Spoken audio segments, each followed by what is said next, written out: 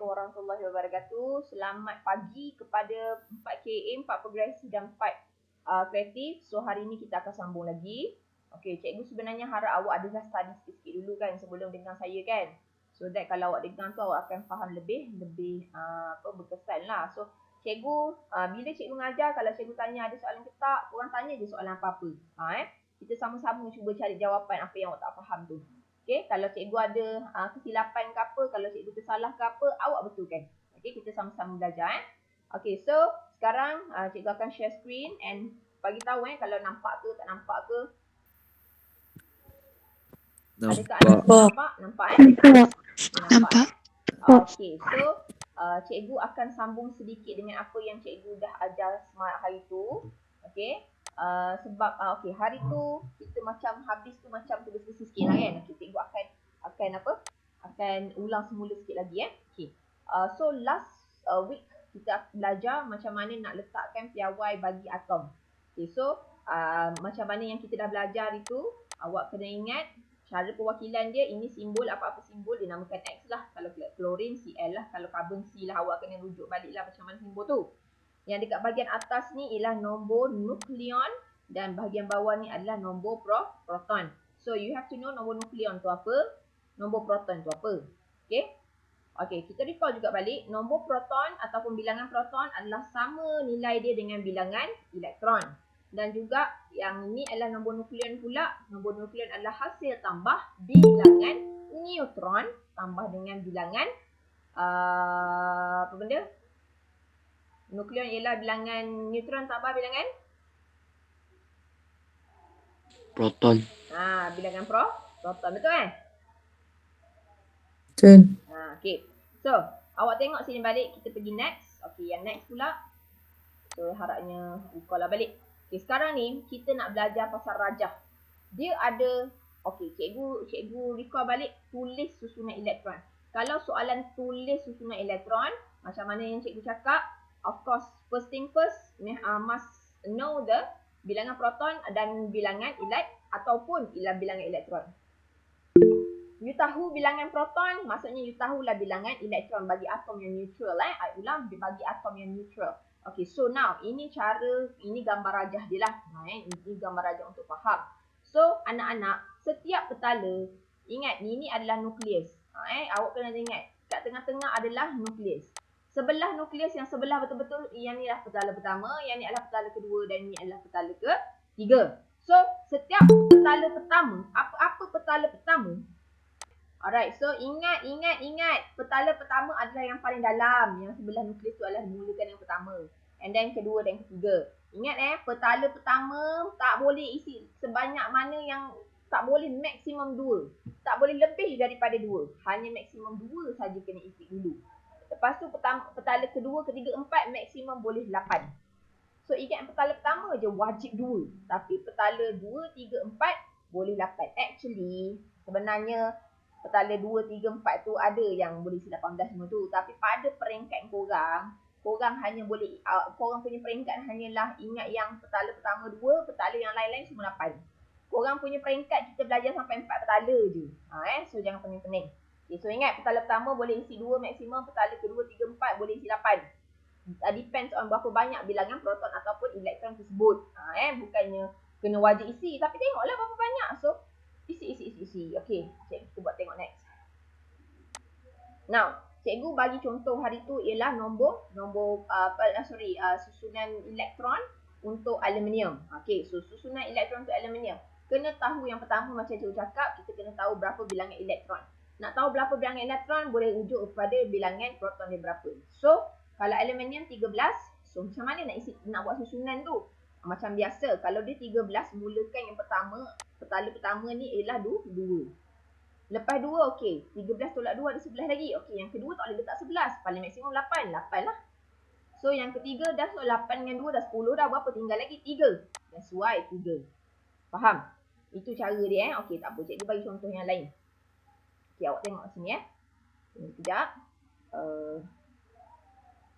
Okey, cikgu bagi contoh ni contoh susunan elektron This is susunan elektron.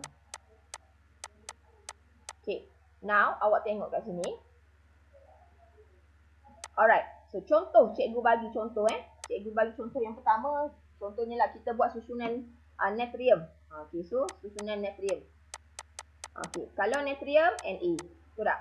So Na dia punya yang kena tahu ialah dia punya bilangan proton ataupun elektron dia. Okay, now sekarang ni bilangan proton dia ataupun elektron, kita tahu bilangan proton lah kalau kita tengok kepada buku ataupun jadual berkala tu.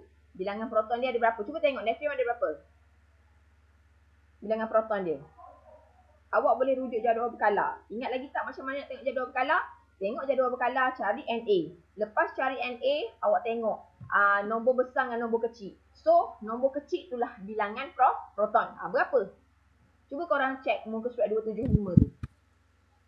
11. 11 tak? 11. So 11. So kalau proton 11, elektron natrium dah 11 juga. So macam mana susunan elektron dia? So susunan elektron dia ialah mula-mula isi berapa?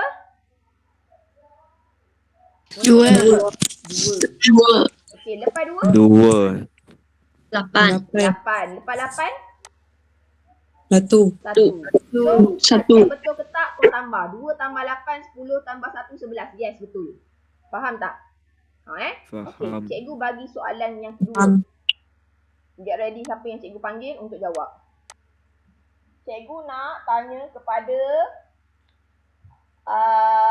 Nadia. Okey, Nadia atau yang lain pun cek juga lithium. Cuba cek berapakah bilangan proton lithium.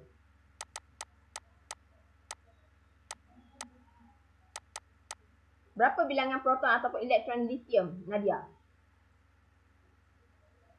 3. 3. So, macam mana Nadia kita nak buat susunan elektron dia? Mula-mula kita letak berapa? 2. 2. Maksimum mesti 2 yang pertama. Okey. Yang kedua? 1. 1. Settle lah. Naik sikit lagi tak? Tak. Taklah sebab apa? 2.1 sebab dia memang 3 je. So 2 tambah 1, 3. Faham Okey, tengok yang ketiga pula. Cikgu nak bagi contoh yang ketiga. Okey, yang ketiga.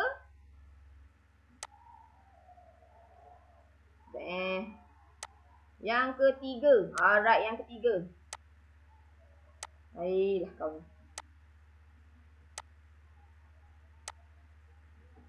Alright, number 3. Cikgu nak alright. Okay, helium. Helium. H-E-L-I-U-M. Helium. Dia punya simbol He. Cikgu nak tanya pada Vinita. Bilangan proton ataupun bilangan elektron ni berapa, Vinita? 2. 2. So macam mana susunan elektron dia? Nak tulis susunan elektron dia. 2. 2. Lepas tu? That's all. That's all. No titik anymore. Tak ada titik Tak ada titik. Oh, cikgu betul letak titik ke? Tak kan? Tak ada titik dah. Memang 2 saja. Itu cara nak tulis dia punya susunan elektron. Faham tak? Ni adalah susunan elektron untuk sesuatu atom yang kita nak buat. Okay, last lah cikgu bagi contoh macam mana nak tulis susunan elektron Okay, let's say I'll do for number 3, number 4. Okay, number 4. I do for calcium. I want to do for calcium. Calcium. Ca. Okay, cikgu nak minta Daheng. Tolong jawab Daheng. Berapa bilangan proton ataupun elektron dia Daheng? 20. 20. Okay, now you tulis susunan elektron. Macam mana nak tulis susunan elektron? 2. 2. 8. 8. Titik. Lepas tu? Titik 8. 8 lagi. 8 Okay. lah. Lepas tu? 8 lagi. 8 lagi. Lepas tu? Nanti saya kira lah. Kira ni se- lah. Ayo, ini 20 saja dah hang bukan banyak. Kan tak boleh kira. Nanti dulu, saya padam dulu. Okey, lagi dah hang? Lagi Ni 2.8.8 ni betul lah. Okey, lagi? 4. 4 lah. Titik 4. Macam ni. Dua. 2 pula mah. Okey. Kejap Baru 20. Ayah. Okey. Baru 2 kan? 2 eh. So 2, 8, 8, 2. Kalau nak check macam mana? Tambahlah. 2 tambah 8, 10 tambah 8, 18 tambah 2, 20. Baru betul dah Heng. Kalau you letak 4 dah jadi 22 kan? So senang je benda ni. Kau tambah lah 2 tambah 8 tambah 8. Kau tambah betul dengan 20. Tapi dengan syarat petala pertama mesti 2, petala kedua, ketiga, 4 mesti maksimum 8. Tak wajib 8 pun. Tapi tengok kepada bilangan proton atau elektron yang dia suruh. Okay. Okay, now cikgu nak bagi tahu awak satu benda juga Okay. Awak tengok susunan elektron. Bila nak tulis antara 2 digit mesti titik. Wajib titik. Tak boleh koma ke apa ke. Okey, mesti wajib. Wajib apa? Betul Cikgu Najmin. Titik. Ni. Tak lalat kau. Bukannya koma, bukannya tanda seru ke, bukannya palang. Titik. Kau buat koma walaupun betul nombor kau. Salah. Faham? Kalau kau buat tanda seru, salah. Wajib titik sahaja. Harap faham kenapa cikgu ingatkan. Sebab sampai tingkatan 5, itu jugalah kesalahan korang. Itu jugalah yang kau buat.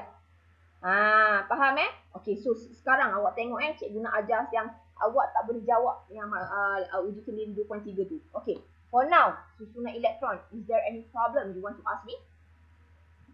Is there any problem? You nak tak faham ke apa-apa, nak tanya apa-apa? Ada? For now, ada? Ada, confirm. Yang ni, susunan elektron ni confirm faham? Faham. Okay. Very good kalau faham. Now, cikgu nak ajar yang korang tak boleh jawab tu. Okay. Yang ini, cikgu akan guna contoh yang sama. Okay. Alright, so. Yang ni adalah susunan elektron bagi sesuatu atom. Now, what I'm going to do, okay, cikgu nak tulis apa tahu? Kita nak buat susunan elektron bagi apa? Ion pula, okay? Okay. Susunan elektron bagi ion. Okay, macam mana pula ni cikgu? Okay, don't worry. Apa beza atom dengan ion? Senang je. Kalau atom, Na, dia punya simbol. Ini kalau kau tengok Na saja ni atom lah. Tapi kalau ion natrium, dia akan lain sikit. Awak tengok Kita tengok yang pertama Alright, cikgu ambil warna ungu juga. Bagi awak boleh nampak perbezaan tu. Okay Kalau lah cikgu nak tulis susunan ion elektron. Ion elektron pula, ion natrium. Ion natrium, dia punya simbol ialah Na+. Na+, what does it mean by plus? Plus, it means that satu positif. Maksud dia apa? Satu positif. Okay, Okay, apa macam mana pula cikgu pening lah buat kepala aku. Gini, awak tengok ni cikgu lukis awak. Susunan atom natrium adalah macam ni, betul tak? Natrium ada berapa petala? 1, 2, 3. So 1, 2, 3. Okay. 3. Jangan kau je lah Okay. Macam mana nak buat? Mula-mula 2. Lepas tu 8.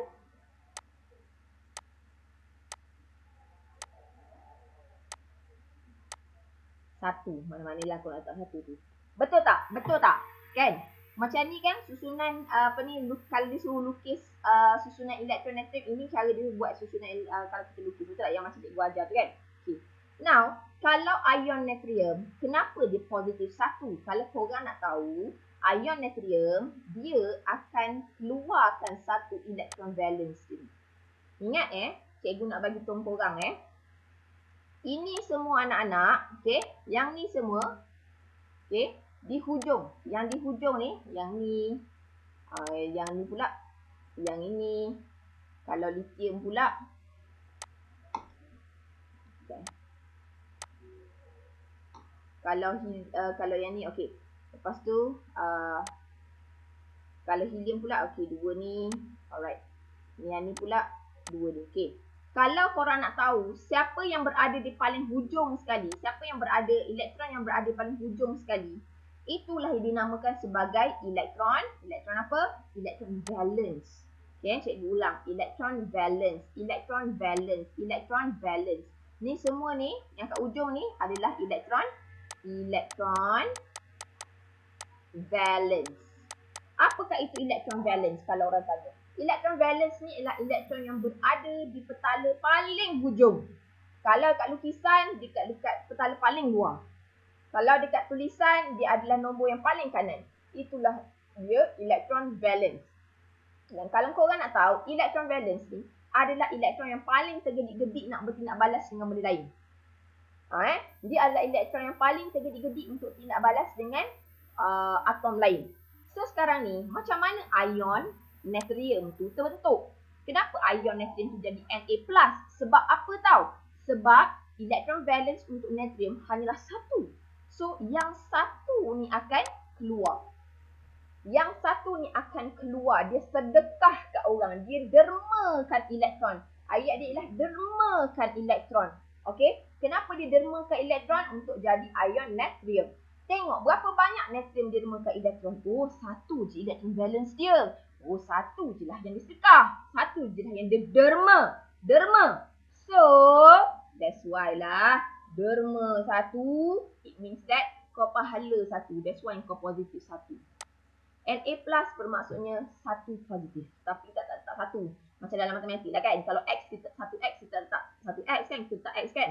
Samalah dengan natrium, ion natrium. Faham tak? Okay. So, ion natrium ialah Na+. Sekarang ni, cikgu nak tunjuk kat korang. Macam mana susunan elektron. Okay. Yang tengok bilangan proton, bilangan elektron, bilangan proton, bilangan elektron. Okey, elektron tak payah lagi lah. Saya nak terangkan untuk bilangan elektron. Okey, now sekarang saya lukis pula Saya lukis pula ion natrium. Okey harapnya boleh terima lagi lah. Okey. So Na, yang ni nukleus. Okey. 1 2. Okay. Susunan elektron kita bahas ni. Okay, now, tengok bila dah sedekahkan derma tak derma. Bila dah dermakan 1 ni, kita dah dermakan 1, apa benda yang tinggal kan? Tengok. So, sekarang ni yang dekat petala pertama masih lagi 2. Petala kedua masih lagi ada 8. Tapi petala yang ketiga dah tak ada. Sebab apa? Elektron tu dah belah. Faham tak?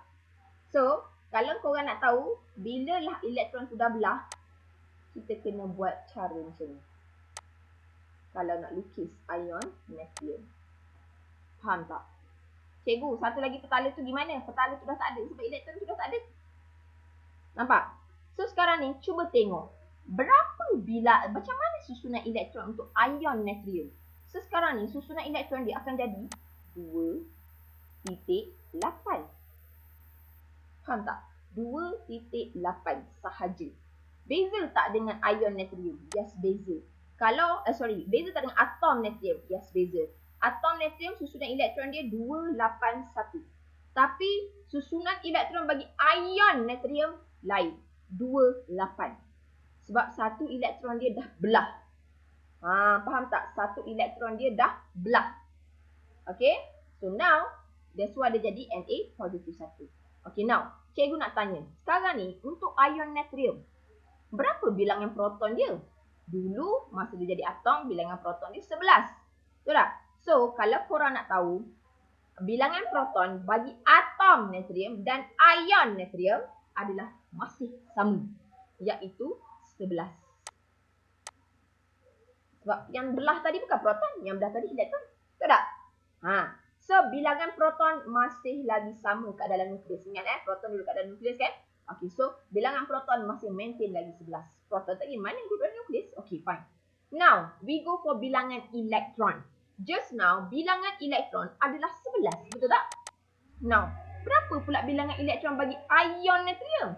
Now, ion natrium punya bilangan elektron dah beza sikit. Kenapa beza? Sebab satu tu tergedik-gedik dah belah. So, berapa tinggal? Since awal-awal bilangan elektron dia 11, betul? Tapi satu dah belah. Bila satu dah belah, tinggal elektron ni hanyalah 10, iaitu 2 tambahlah 8. Faham tak? Bila dah macam ni anak-anak, bilangan proton 11, bilangan elektron 10. That is why lah ion natrium ni charge dia 1 positif. Dia sebab apa dia positif? Sebab dia seorang yang memberikan elektron. So positif dia lebih banyak daripada negatif. So 11 tolak 10, that's why dia 1 positif. Maksud faham tak maksud dia? Proton, benda yang positif tu lebih daripada benda negatif. That's why ion natrium ialah charge dia positif. Do you understand me or not? So that's why cikgu tak boleh ajar terus hari tu. Cikgu kena bagi awak fahamkan macam mana susunan dia betul, baru cikgu boleh ajar pasal ion, macam mana ion terbentuk. Okay, faham Alright. So macam ni lah. Okay, setakat ni ada tak soalan? Okay, kalau korang tanya kan, kenapa kena buat gini. Okay, kalau korang nak tahu, ini tata cara untuk tulis ataupun lukis ion. Kalau lukis atom, tak payah ada bracket-bracket ni.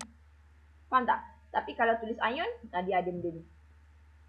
Okay, dan juga dia punya charge letak dekat belah kanan. Maksudnya dia ni positif 1. Ada tak korang nak tanya apa-apa soalan? Untuk setakat ini anak-anak. Tak. Tak ada Clear belaka? Hello? Tak ada. Korang faham Okay. Kalau korang faham, Faham. cikgu akan buat contoh untuk kalsium pula nak. Okay, cikgu buat contoh untuk kalsium Kita tengok untuk kalsium. Okay, untuk kalsium pula. Okay, now kalsium ialah Ca. Alright, sekarang ni kita nak buat untuk ion kalsium. Macam mana? Nanti cikgu tak akan bagi tahu macam mana dia punya formula. Kita buat sama-sama Okay, now kalau ikutkan macam mana nak lukis susunan elektron dia. Caranya ialah macam ni, betul? Ca ini satu, ingat awak kena tebalkan sikit dia punya nukleus untuk menunjukkan nukleus, ataupun awak boleh buat garis macam ni untuk menunjukkan dia punya nukleus So ada berapa petala? Dia ada 4 petala, betul tak? Okay, so 1 2 3 4. Lukis dah awak, jangan lukis cikgu Okay, so sekejap cikgu tukarkan colour dia supaya awak nampak lebih jelas. Okay, now macam mana nak lukis? Okay, 2. Yang ni memang awak akan rasa macam mula penat je untuk bikin macam ni kan, tapi you have to lah. Okay, 2 8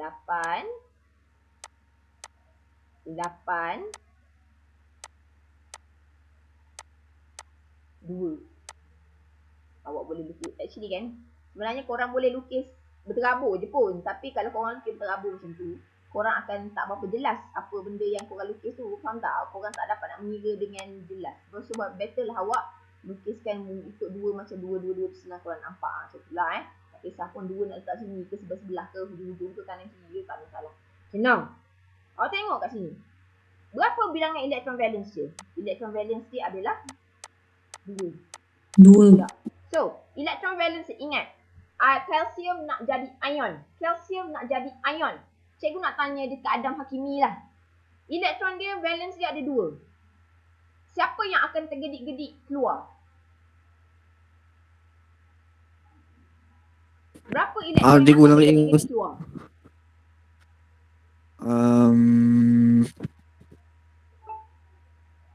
Dua. 2. Ingat, cikgu macam ni. Awak kena ingat macam ni Elektron valence ni ialah elektron yang tergedik-gedik. Tolonglah ingat. Elektron valence ni ialah elektron yang tergedik-gedik. Kalau korang nak tahu kan, elektron valence ni kan, dia punya excited dia punya macam gitu tau. Faham tak? Dia memang, siapa ni, aku nak kawan dengan siapa ni, aku nak berhenti nak balik dengan siapa ni. Dia jadi gitu elektron valence. Jadinya elektron valence ni aku cari dia orang mana boleh dia dekat. So dia nak keluar daripada mak bapak dia. Daripada nukleus tu. Dia tak nak daripada nukleus tu tak belah. Macam itulah. Ni untuk positif dulu So electron valence ni kalau untuk kalsium dia ada 2. So 2 tu akan tergedik-gedik keluar. So yang tinggal berapa? Akan tinggal kalau 2 dah keluar tinggal berapa? Tinggal berapa kalau keluar? Kalau 2 tinggal berapa lagi elektron? 18. 18 lah kan kalau ikutkan kan. Okay, so cikgu nak tanya. Bila 2 keluar, dia derma 2. Dia tadi natrium derma RM1. Dia ada 1 pahala. Betul tak? Pahala dia positif 1. Kalau kalsium, dia derma 2. Derma ni orang baik, betul tak? Dia ada berapa positif? Positif 2. 2 positif, betul tak? So, macam mana nak tulis ion kalsium? Dia akan jadi gini. Ca2 positif. Faham tak? Cara nak tulis ion kalsium. Gitu.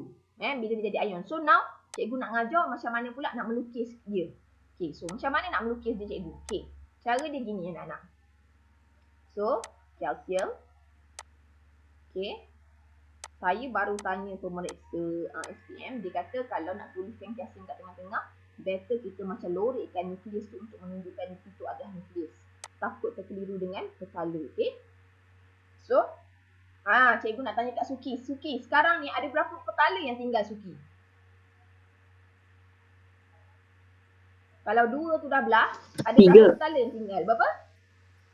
3. 3. Very good. 1, 2, 3. Betul tak? Okay, so sekarang masa je untuk mengisi dia punya elektron. Okay, now petala pertama, yes, ada 2. Okay, petala kedua ada 8. 2, 4, 6, 8. Petala ketiga jugalah 8. 2, 4, 6, 8. So ingat, sekarang ni dia ion. So we have to put bracket. We have to put bracket. Bracket ni melambangkan dia dah jadi ion tau.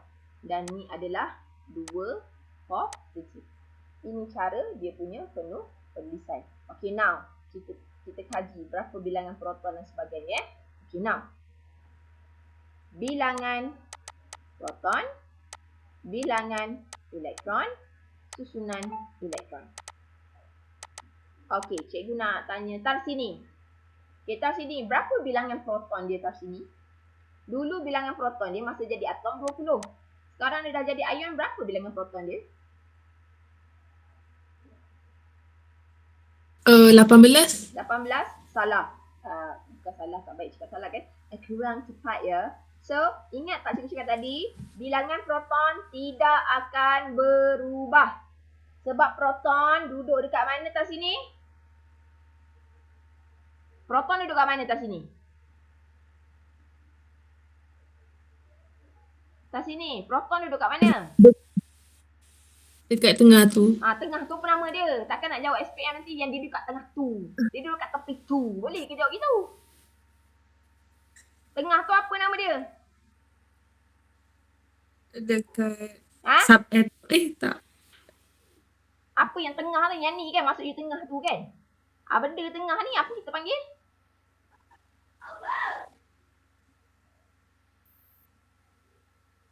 Okay, siapa tahu yang tengah tu apa nama dia?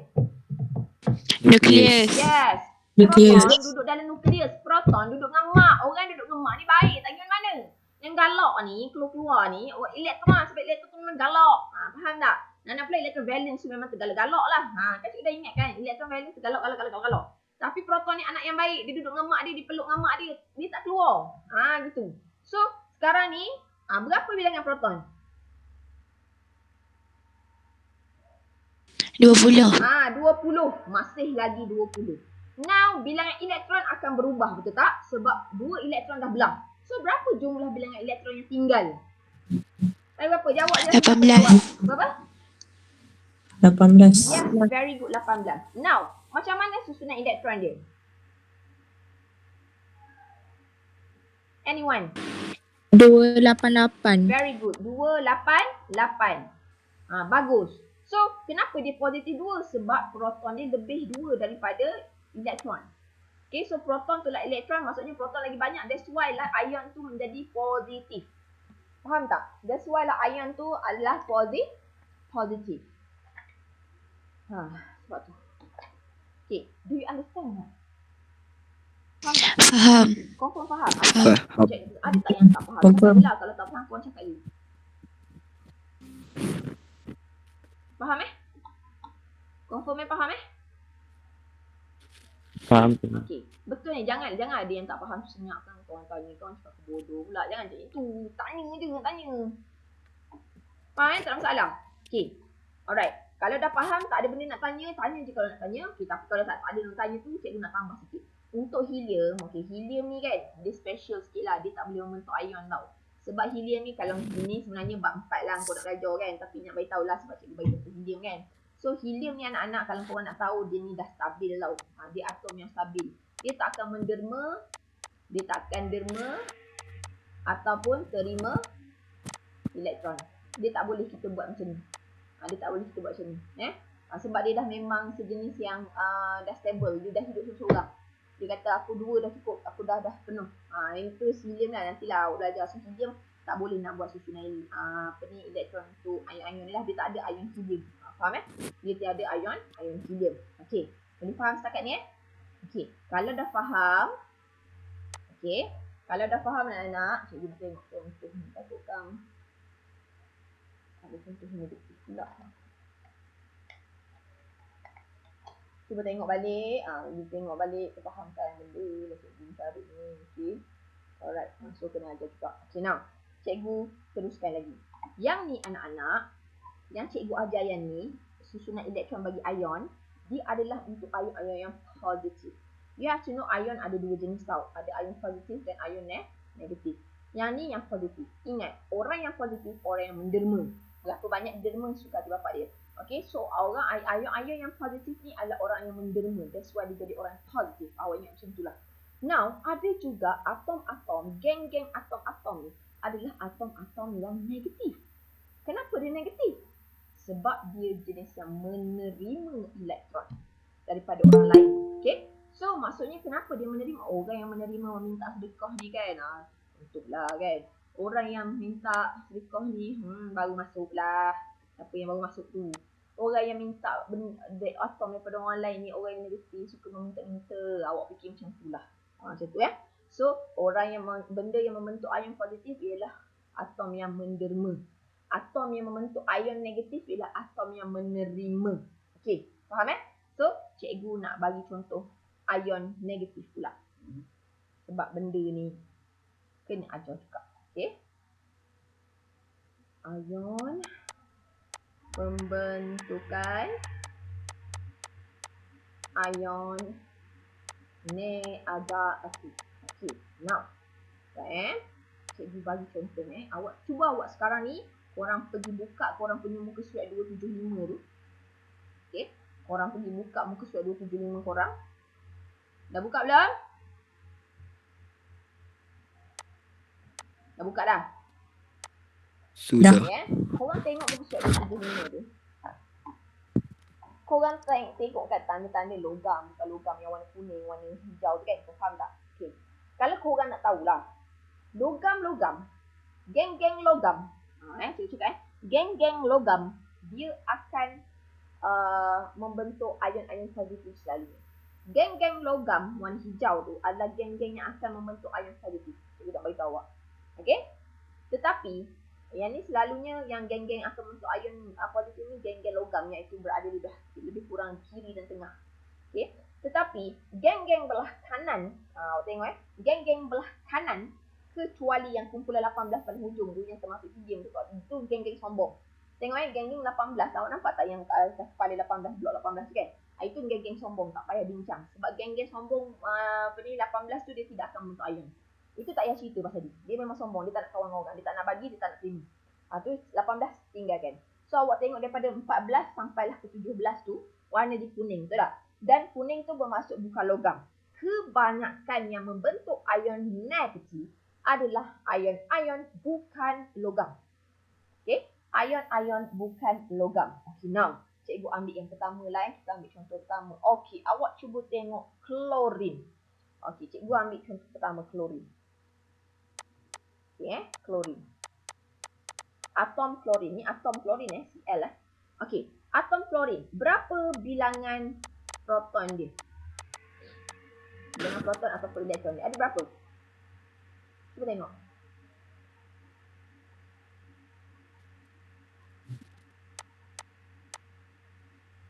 Tujuh belas. 17. Very good. So 17. Dia ada 17. So cuba buat susunan elektron dia. Macam mana susunan elektron dia?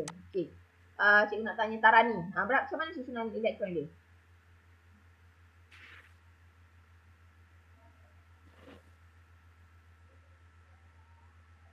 Dua. 2. Titik. Sebut titik. Jangan cikgu. 2 titik. Aha. 8. 8. Lepas tu?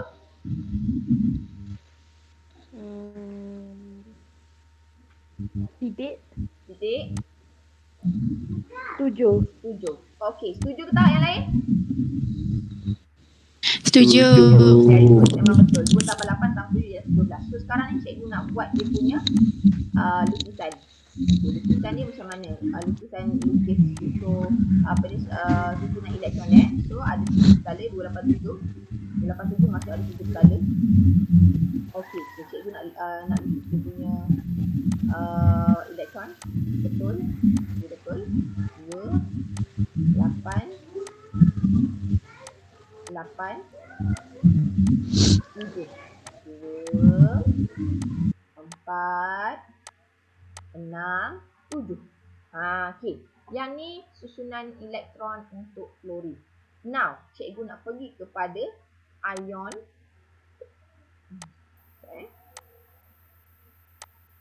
Ion klorin. Sekarang ni ion klorin. Macam mana formula ion klorin ni cikgu? Okey, now. Awak tengok kat sini Yang ni adalah pengetahuan satu lagi untuk awak. Kalau korang nak tahu, atom-atom kat dunia ni dia jadi ion sebab dia nak jadi orang yang stabil. Faham tak? Apa maksud orang yang stabil tu cikgu? Orang yang stabil mestilah dia punya bilangan elektron dekat petala paling luar mesti sama ada 2 atau 8. Dia nak jadi orang yang stabil. Faham tak? Okey, cikgu ulang kalau yang 8 kita panggil susunan elektron oktet. Kalau 2 kita panggil susunan elektron duplet. Okey. Apa benda pula dah bagi cikgu ni duplet oktet. Okey, faham macam ni Okey, cikgu pergi back yang tadi. Yang ni sebenarnya bila cikgu cakap cerita ni awak dah akan faham untuk bab yang seterusnya dah. Kalau awak faham ni lah. Cuba korang tengok dekat yang cikgu bagi contoh natrium tadi. Nampak tak? Natrium tadi kenapa dia dermakan 1? Sebab dia nak hujung tu jadi 8 supaya dia jadi orang yang stable. Faham tak? Ingat, nak jadi stable kat hujung mesti 8 atau 2. Cikgu ulang kalau nak jadi stable kat dunia ni 8 atau 2. Kalau atom tu nak jadi stable. Okey, so awak tengok kat bawah lagi. Yang kalsium juga. Kan? Kalsium tadi kan? Kalsium tadi pun bila yang biasa 2882. Tapi dia jadi ion, dia jadi 288. Kenapa dia nak jadi ion? Sebab dia nak stable. Macam mana cara dia stable? Hujung tu dia nak jadi 8. Nampak tak? Faham Ingat nak jadi stable, dia nak jadi mesti kena ke hujung tu 2 atau 8. Kebanyakan 8 lah. Tapi tak apa. Kita tengok. Okay, next. Cikgu pergi balik dekat pembentukan ion yang negatif. Okey. Tadi, ion natrium dengan kalsium yang cikgu bagi contoh, dia derma betul tak? Sebab hujung dia sikit. Betul tak? Elektron valence dia sikit. 1 dengan 2. So yang logik ni tendang lah 1 dengan 2 tu. Macam tu. Faham tak? Tapi untuk klorin, hujung dia 7. Bapak banyak. So, kalau hujung 7, takkanlah nak pergi tendang 7 tu keluar ramai sangat. So, cara dia macam mana cikgu nak menyelesaikan masalah dia? Cara menyelesaikan masalah dia ialah dia pergi minta satu lagi ke orang. Bagi 7 ni ramai sangat ni.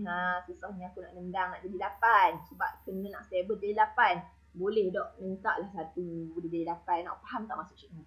Okay. Dia ni elektron valence dia Ingat ni ialah elektron valence dia. Ada 7.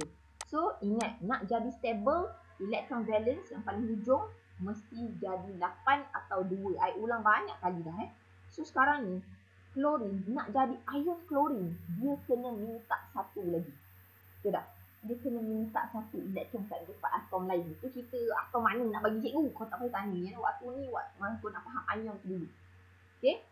So 287 dia nak jadi stable dia kena jadi 288. Betul tak? Okay. So 7 nak jadi 8 kena minta 1. Okay. So, sekarang awak tengok cikgu buat lukisan dulu bagi awak faham. So Cl ini adalah nukleus. Okay. So kalaulah sini tambah 1, petala dia masih 3, betul tak? So dia macam ni. 1 2 3. Okey. Awak tengok hati faham kan betul-betul. Kau tak tahu nanti kau tanya balik tahu. Tapi tengok dulu. So 2 8. Yang hujung sekali tadi 7. Sekarang dah jadilah 8. Sebab dia minta daripada orang lain. So macam mana pula nak tulis cikgu? Kurungkan negatif 1. So macam mana nak tulis ion klorin cikgu? Cl negatif. Kenapa Cl negatif cikgu? 1 negatif sebab dia minta 1 kat orang. Orang yang meminta ni orang yang negatif. Tak nak musuh tu. Tolak kan? So 1 negatif. Now we do the bilangan proton, bilangan elektron bla bla bla tu kan? Okay. Now bilangan proton berapa? Bilangan elektron berapa? Susunan elektron berapa? Mari kita tengok. Sekarang ni cikgu nak ingatkan balik semula. Bilangan proton tidak akan berubah sebab proton duduk dengan proton duduk dalam nukleus. Jadinya proton punya bilangan adalah tetap sama, iaitu tadi 17.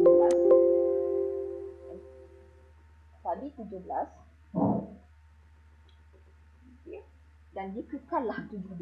Faham tak? Tadi 17 dan dikekallah 17.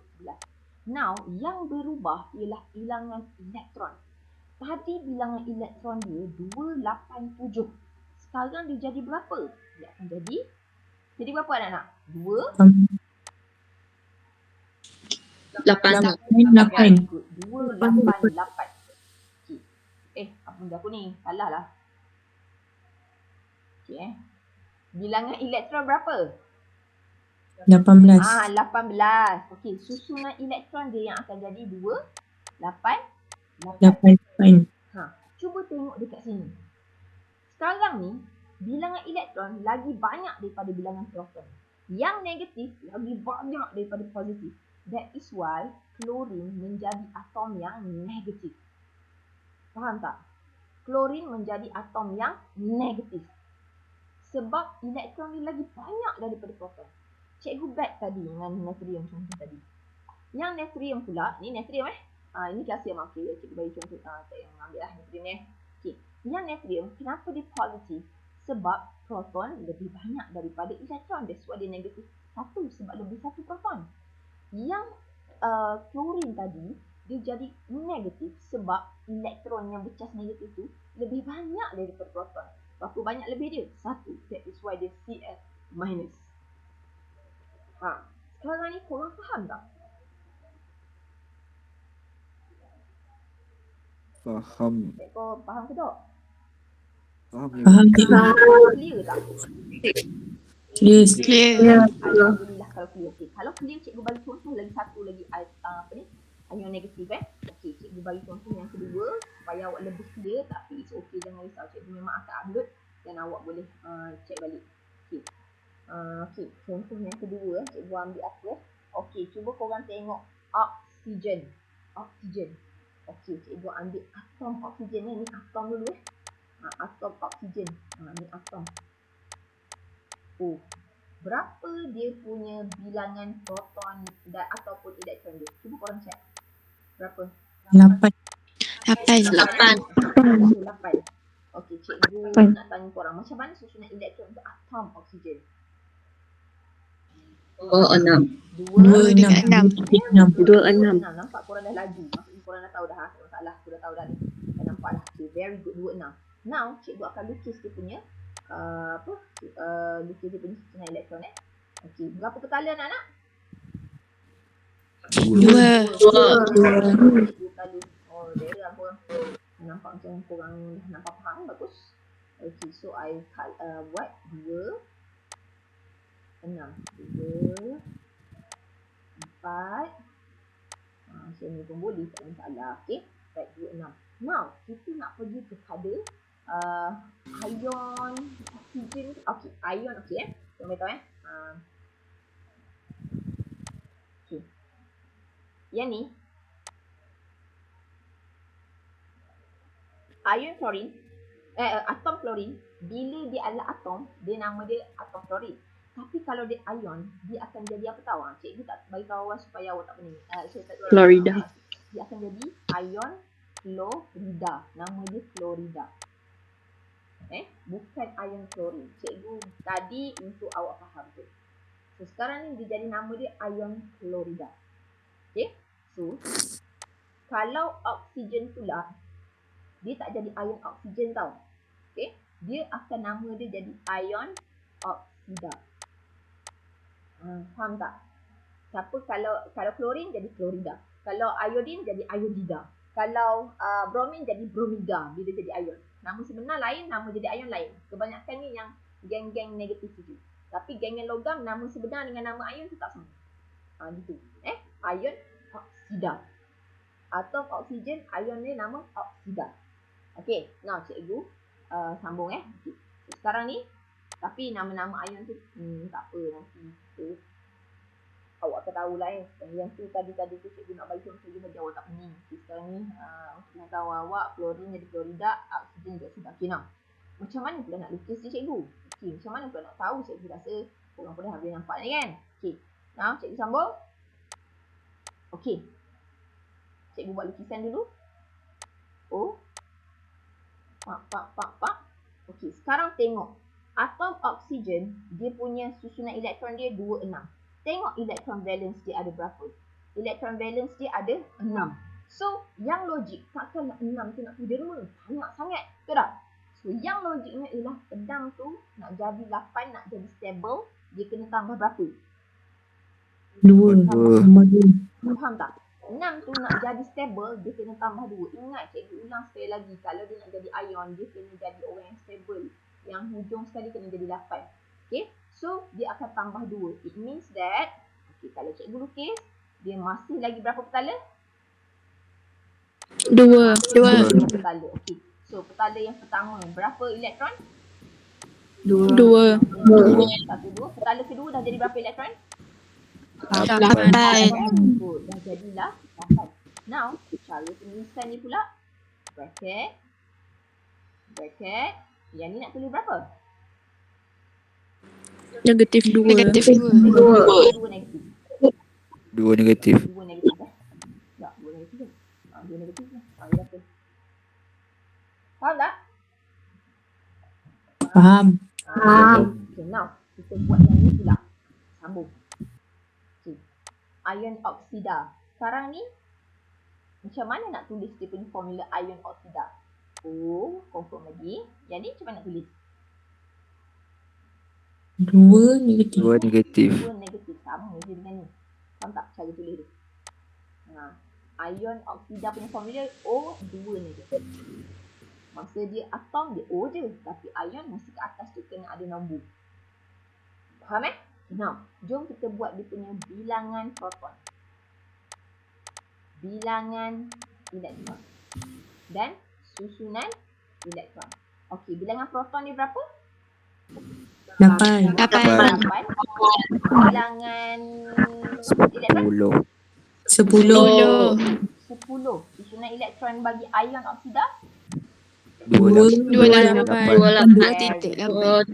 Yes, 2.8. Very good. So sekarang ni tengok balik, elektron ni 10, proton 8. Maksudnya ion oksida ni orang yang lebih banyak negatif. Berapa banyak lebih negatif dia? 2. That is why susunan elektron dia punya penulisan O2 negatif. Susunan elektron yang baru pula 28 bagi ion. Faham tak? Adakah anda clear? Betul tak nak tanya apa-apa? Faham. Tak apa, nanti cikgu upload kat YouTube nanti korang tengok balik semua. Kalau korang macam tak jelas ke apa Okey, boleh faham ni lah, korang memang confirm boleh faham, cikgu yakin. Okay, so it means that yang uji sendiri 2.3 tu korang dah boleh jawab pasal ion. Memang kenapa tak cikgu tak ajar awal-awal itu, memang ion ni memang kena betul-betul faham kenapa jadi gitu. Okay, settle? Settle. Kalau settle cantik. Kalau gitu cikgu teruskan lagi kan? Boleh kan? Kita habis Boleh. 10.30 lebih kurang betul macam tu boleh kan? Tak ada apa-apa janji dengan cikgu lain InsyaAllah. Boleh. Okay, sambung. Okay, now tengok yang ni pula. Petala terluar diisi dengan elektron merupakan petala valence. Nampak cikgu dah bagi tahu kan? Paling luar nama dia elektron valence, petala pun petala valence lah. Cuba sebut valence. Ramai. Valence. Valence. Valence. Balance. Valence. Valence. Valence. Supaya biasa. V-A-L-E-N-S. Valence. Dia ada S kat belakang Okay. Valence. Tak payah valence tu. Itu maksudnya kau ada S. Itu pun lah kan. Tapi kau tulis valence. Okay, now. Kalau korang nak tahu, geng-geng yang ada petala elektron valence yang hujung dia sama nilai. Okay. Geng-geng hujung sama nilai, dia adalah daripada kumpulan yang sama dan mempunyai sifat kimia yang sama. Okay. Cikgu bagi contoh Cikgu bagi contoh. Okay, boleh nak contohkan. Okay. Alright. Okay. Contoh pertama okay. Cuba korang tengok. Okay. Rujuk muka surat 275. Tengok lithium, natrium, kalium. Okay. Cikgu nak korang terus bagi cikgu susunan elektron lithium. Macam mana nak buat susunan elektron lithium? Tengok lithium ada berapa? Lithium ada berapa proton atau elektron? 3. So macam mana susunan elektron dia? 2 sama 1. Natrium, tengok natrium. Ada berapa proton elektron? 11. Susunan elektron? 2 Very good. Kalium. Berapa 19 kan? 19. 2881. Faham kan? Okey. Faham. Awak tengok. Kalaulah bila awak dah buat susunan elektron, hujung dia tu nilai sama 111. It means that dia geng sama. Faham tak? Dia adalah geng kumpulan yang sama, kumpulan satu. Bila dia geng sama, dia punya perangai pun sama. It means that sifat kimia dia adalah sama. Faham tak? Kalau di kumpulan satu, dia adalah geng-geng sama sifat. Maksudnya sifat kimia dia juga adalah sama. Okay. Now, cuba korang tengok pula. Sekejap Ramai. Ada kuih tu, ramai makan Ada kuih. Okay, now. Tengok pula untuk ni korang tengok. Cuba tengok magnesium dengan calcium. Susunan elektron dia. Tengok magnesium kat mana? Nampak tak magnesium? MG? Nampak. Macam mana susunan elektron dia? 28. 28? Very good. 2882. 2882. Betul Okay, nah. Tengok. Hujung dia ni 2, yang ni 2. Ni kumpulan 2 sama geng. Faham tak? Dia adalah sama geng. So, sifat kimia magnesium dengan calcium juga adalah sama. Gitulah. Elektron valence dia sama nilai. Maksudnya perangai sama, sifat kimia sama, kumpulan geng pun sama. Okay. Now, yang next. Cikgu bagi contoh yang last lah. Okay. Okay. Tengok yang ni. Alright. Okay. Korang tengok untuk fluorine. Bromine, iodine. Nampak tak F? Belah kanan sikit.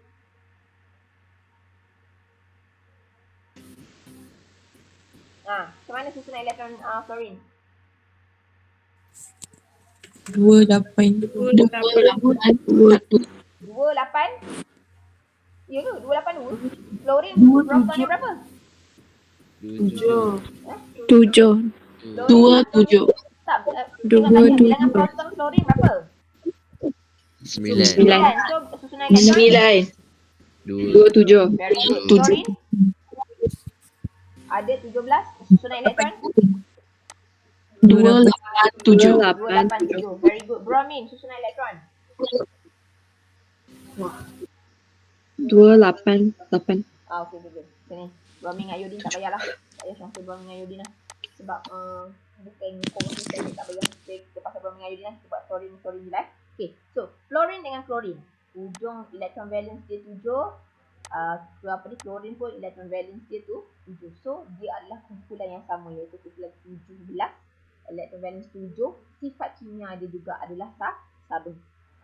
Tapi bromine ni kalau korang belajar bla bla bla bla belakang dia 7 juga. Iodine ni bla bla bla bla bla bla bla bla bla belakang dia 7 juga. That's why dia kumpulan sama lah Tapi yang ni bilangan dia dah lebih, tak payahlah kita bincang. Not your apa? Standard lagi. Okay? Faham tak?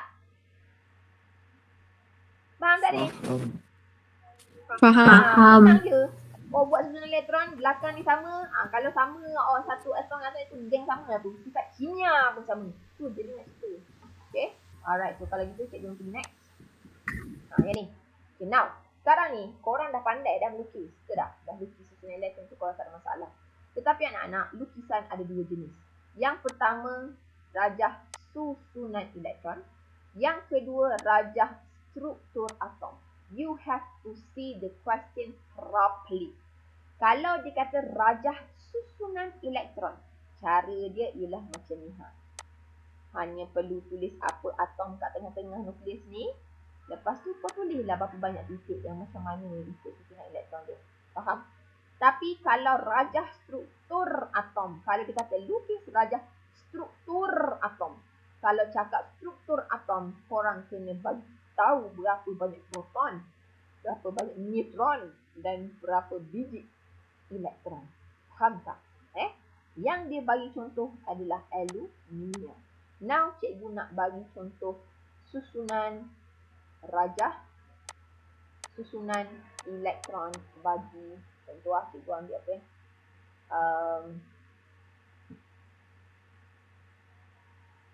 natrium lah. Okey, natrium Na. Macam mana nak lukis rajah susunan elektron Na? Of course, yang first thing first mesti kena tahu susunan elektron. Macam mana nak tahu susunan elektron? Tengok kepada proton. So, kalau natrium awak tengok balik semula ada 11, betul tak? So, kalau 11 proton dan elektron, macam mana susunan elektron dia? 281. Mesti kena tahu susunan elektron baru boleh lukis kan? Macam biasa lah. So, Na berapa skala ada P 3. Macam biasa lah 2 8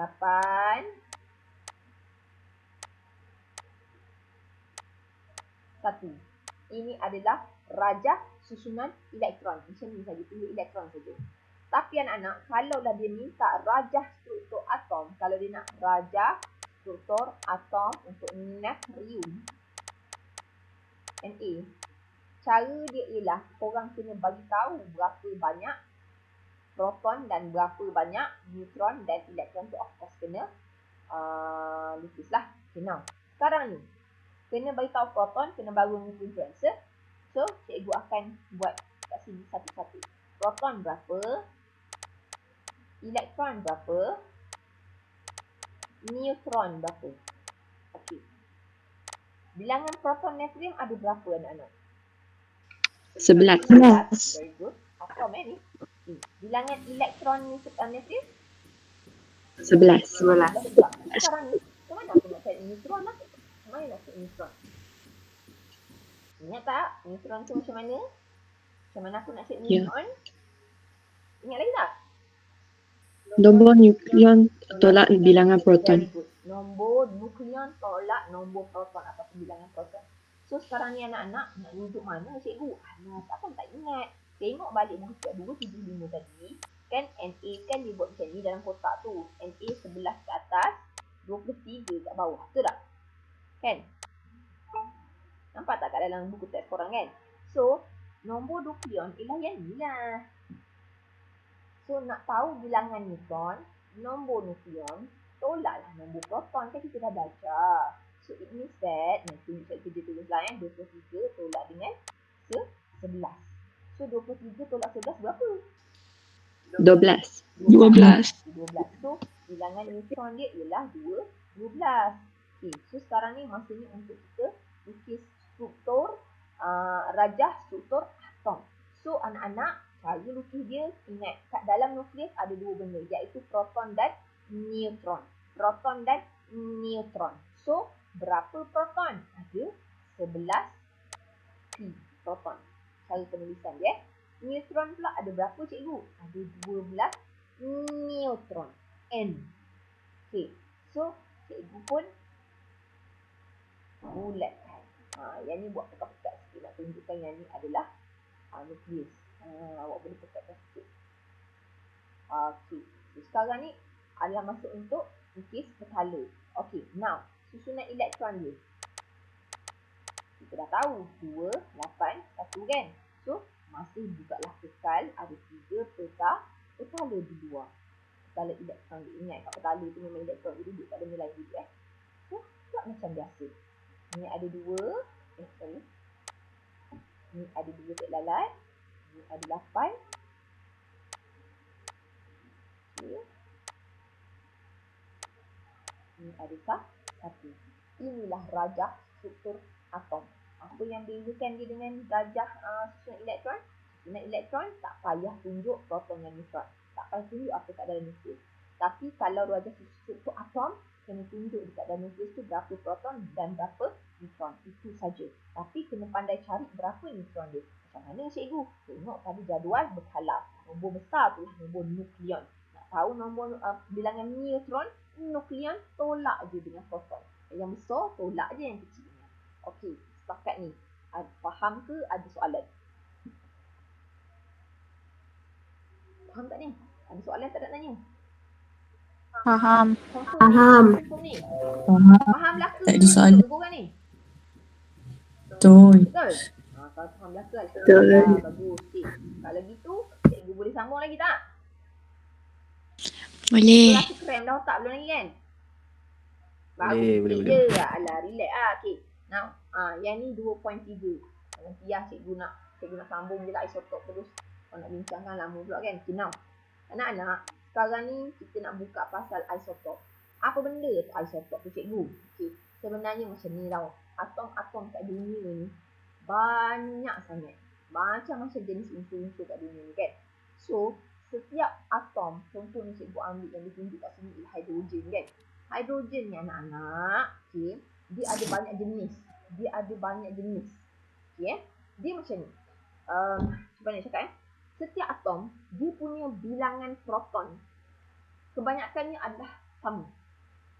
Faham tak? Bilangan proton ni kebanyakan ada elektron lah kan. Bilangan proton ni adalah sama. Tapi kadang-kadang unsur sama. Tapi bilangan neutron ataupun nombor nukleon akan berbeza. Faham tak? Okay. So macam ni tau. Okay. Korang ni seorang pengkaji lah. Korang ni macam korang ni chemist lah kan. Okay. Korang pergi buat macam korang ni buat satu kajian. Aku jumpa hidrogen lah. Okay. Aku pun jumpa hidrogen. So it means that so what kalau kau jumpa hidrogen, tapi bila check semula dia gunakan mikroskop dan sebagainya, bila tengok balik-balik semula kan, kau punya hidrogen ni bilangan neutron dia beza dengan aku, tapi proton kita sama. Maaflah, aku punya satu je.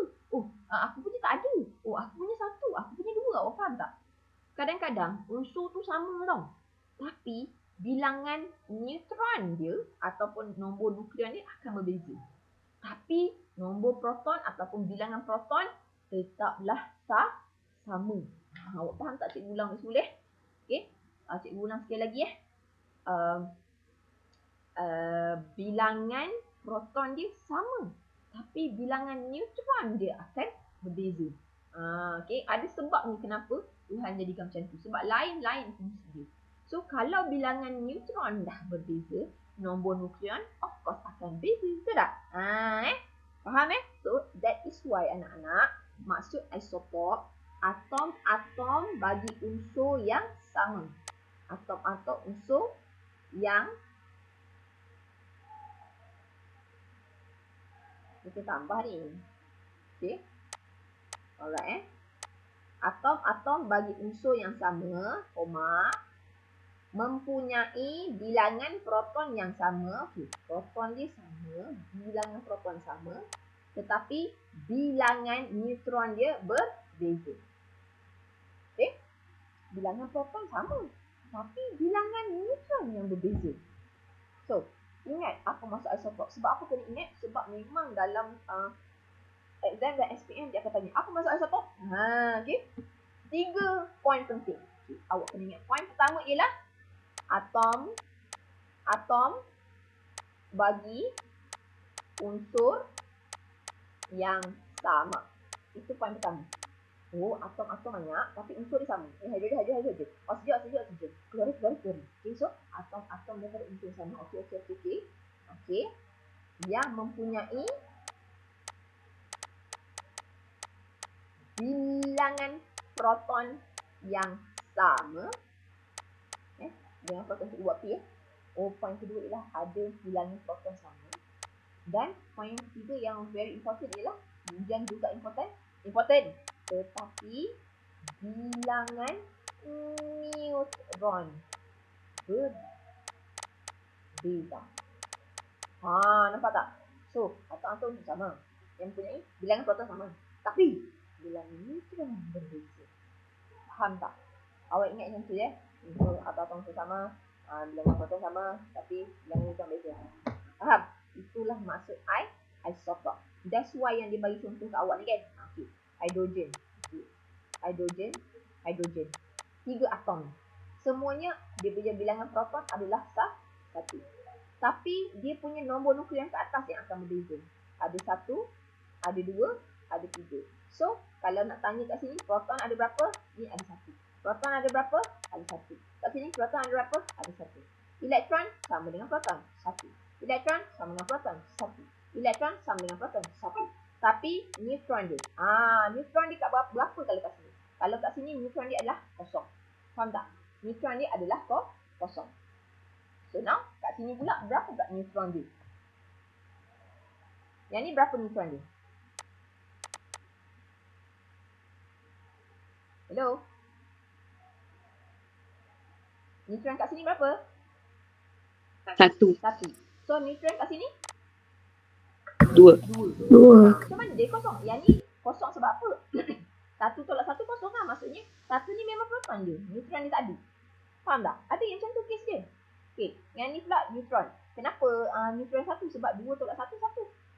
Yang ni pula hidrogen. Kenapa neutron ni 2? Sebab 3 tolak 1, 2. Faham tak? Okay. So kalau yang macam ni kes dia kan.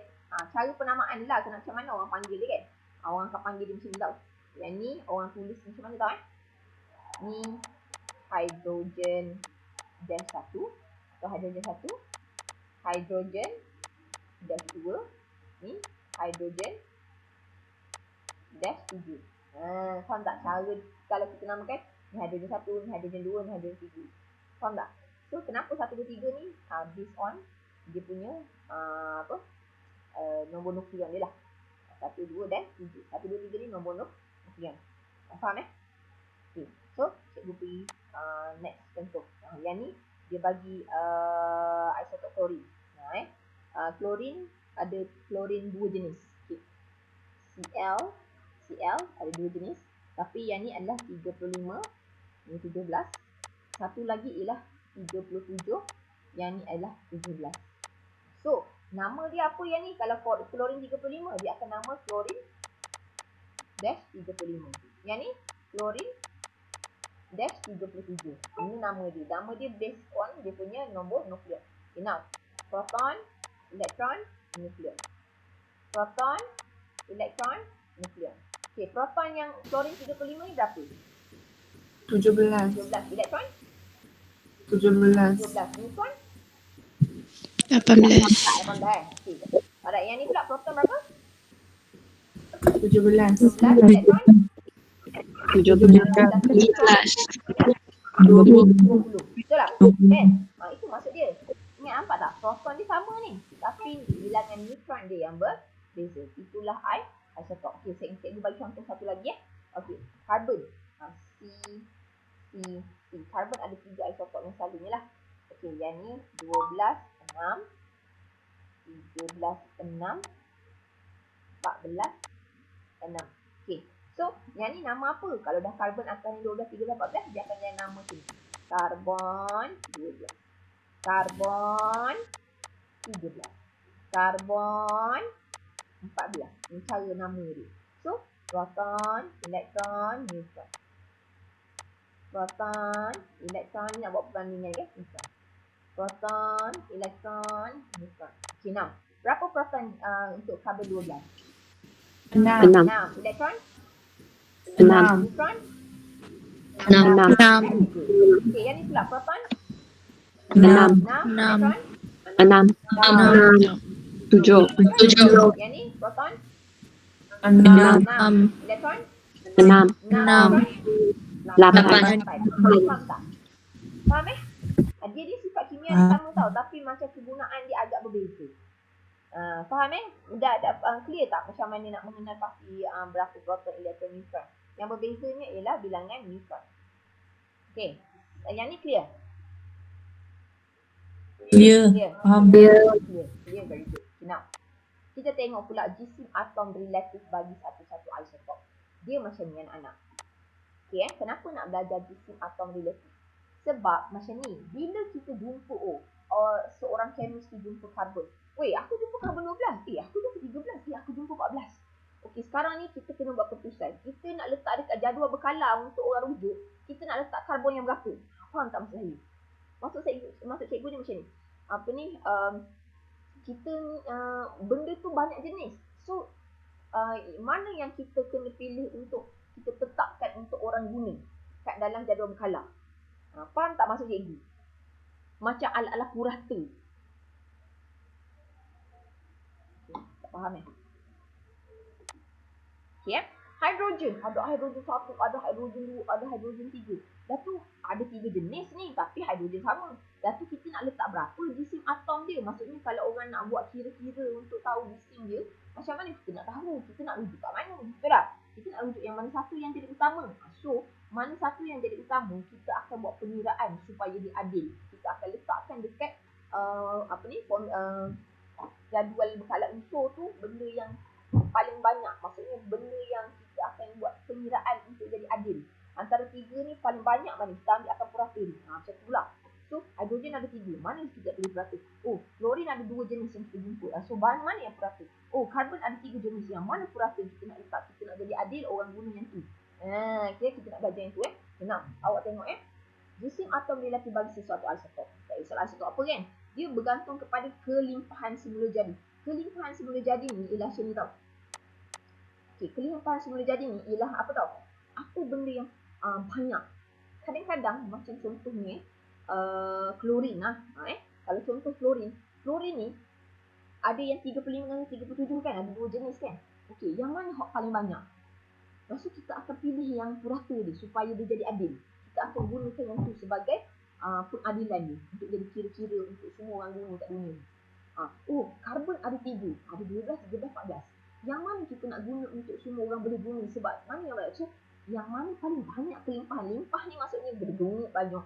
So, kelimpahan yang paling banyak tu yang akan dekat dengan benda tu. Kita gunakan dekat dengan jisim yang paling banyak. Okay. Alright, so kelimpahan semula jadi ialah peratus isotop yang wujud dalam satu sampel semula jadi unsur. Benda ni ingat tau. Benda ni Allah dah cipta, Tuhan dah cipta benda semula jadi. Yang kita kena buat ialah kita kena pilih mana yang kita nak guna untuk kita pilih supaya semua orang boleh guna secara standard. Kebanyakannya akan lebih kepada banyak yang banyak. Kau faham tak maksud cikgu? Macam ni Cuba korang rujuk.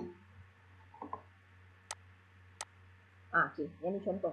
Awak tengok kita nak kira dia punya jisim atom relatif Ingat tau, jisim atom relatif. Nak kira jisim atom relatif. Anak-anak, jisim atom relatif ni ala-ala jisim sesuatu atom tu lah. Kita tak boleh nak timbang atom tu melalui kg ke miligram ke, sebab memang tak boleh. Atom kan benda yang kita nampak. Jadinya dia punya cara unit dia ialah jisim atom relatif. Nama dia ialah jisim dia kita sebagai jisim atom relatif. Okay, now kalau tengok kat sini, ini formula dia lah. Okay, nak kira jisim atom relatif adalah jumlah peratus isotop darab dengan jisim isotop. Okay. Jangan risau, tak boleh menunjuk. Okay. Now, cikgu nak beritahu awak satu benda.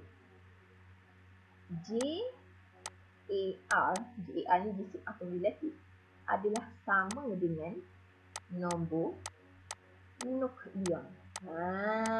Nampak tak? Adalah sama dengan nombor nukleon. Okey, cikgu ulang Jisim atom relatif adalah sama dengan nombor nukleon. Okey, awak tengok pada masalah ni. Tapi, okey faham kan? Klorin tu dia kata terdiri daripada dua tau isotop dia. Okey, satu klorin 35 dan satu lagi klorin 37. Okey. So, dia kata kelimpahan semula jadi klorin 35 ialah 75% dan klorin 37 ialah 25%. So, sekarang ni berapa jisim atom relatif klorin? Kita nak kira berapa nombor nukleon klorin yang kita nak letak dekat dalam jadual berkala unsur. Awak faham tak maksud dia? Okey, sekarang ni awak tengok kalau tengok kepada peratus, klorin 35 adalah lebih daripada klorin 37. Betul tak? So, cikgu dah kalau lebih baiklah kita ambil 35 je sebagai jisim atom relatif. Tak boleh, tak adil. Sebab 75 dengan 25 ni adalah macam maksudnya kita kena ambil kira juga klorin 37 sebab dia masih lagi wujud kat dunia ni. Faham tak? So, macam mana kita nak jadikan dia adil? Nak jadikan dia ada satu jisim atom relatif ataupun nombor nukleon lah. Okay, kita nak buat keputusan nombor nukleon ni kita nak pilih berapa. Macam itulah contohnya Now, awak tengok ni cara dia ialah peratus isotop klorin yang ni untuk klorin 35 dulu. Ni klorin 35. Ini bahagian ni klorin 35 tambah dengan bahagian ni ialah klorin 37. Okay. Now awak tengok peratus isotop klorin 35 darab dengan jisim klorin 35. Okay. Now awak tengok klorin 35 ada berapa peratus? 75. Kena darab dengan jisim dia. Jisim dia 35. Man datang 35 yang ni lah jisim dia. Kan nukleus tu kan jisim dia, kan? 35 ni kan benda yang ada kat nukleus. So, satu-satu atom, jisim dia sebenarnya nukleus dia punya jisim. Itulah dia punya jisim. So, jisim atom klorin 35 ialah 35 lah. Tengok kepada nombor nukleon ni. Nombor nukleon yang asal. Okey. Tambah dengan 25% untuk klorin 37, iaitu 25%. Darab dengan 37.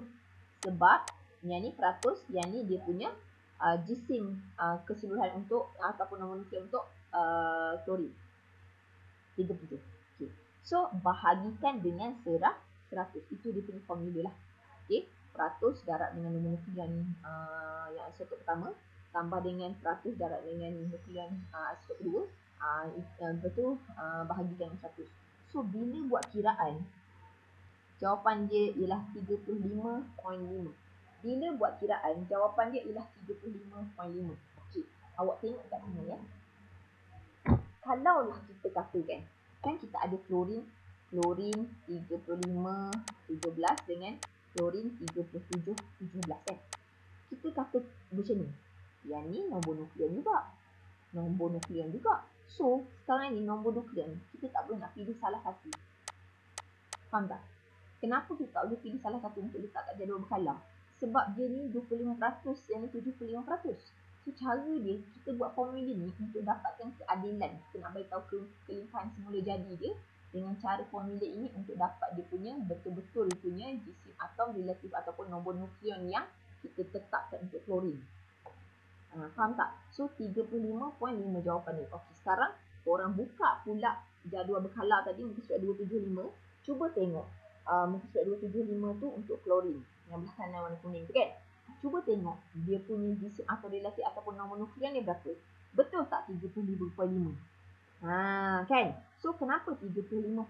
Sebab setelah dia buat pengiraan, dia nak ambil 37 je tak adil. Nak ambil 35 je tak adil. So, dia kena buat pengiraan supaya untuk klorin, kita buat keadilan.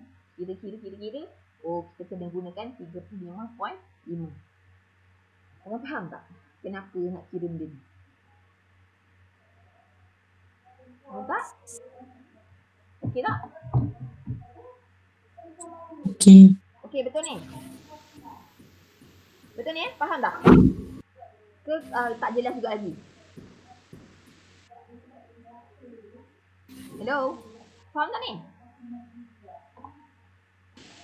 Faham. Faham Faham. Okey. Kalau macam ni, Faham. okay, cuba korang buku teks tak ada kat korang kan? Cuba korang buka muka surat 39, tengok uji kemiri 2.4. Cuba tengok uji kemiri 2.4. Dah buka dah?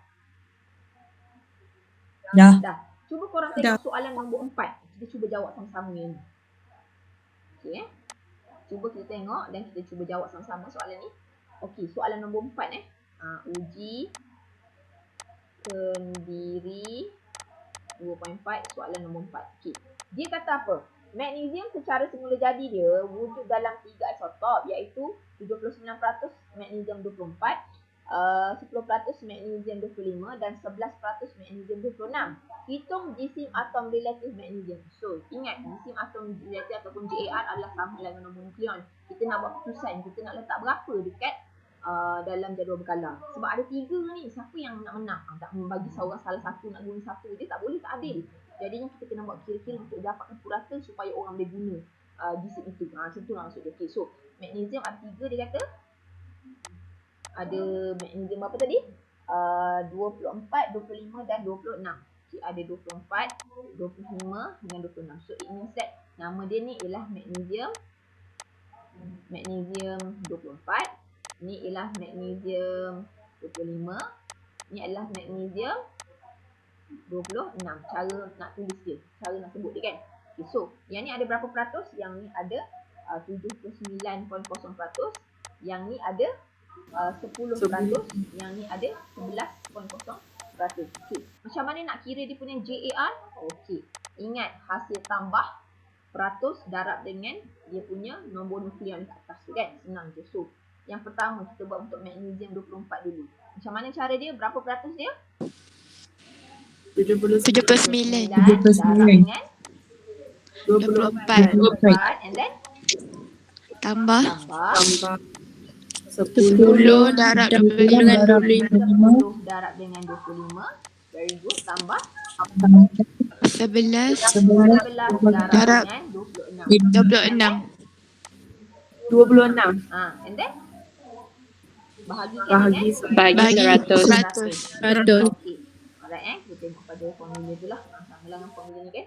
Okey. So, cuba tengok yang pertama 79 dan 24. Boleh kira tak? Berapa korang dapat? Kalkulator ada?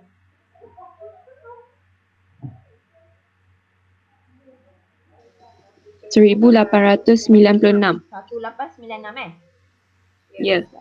1896 tambah 250 tak? Tambah Ya. 2626 286. 6. Okey. Bahagikan dengan 100. 100. Ni 1896 tambah 250 286 berapa? Atasnya dulu. Saya suka buat satu-satu. 2432. Okey, bagi 100.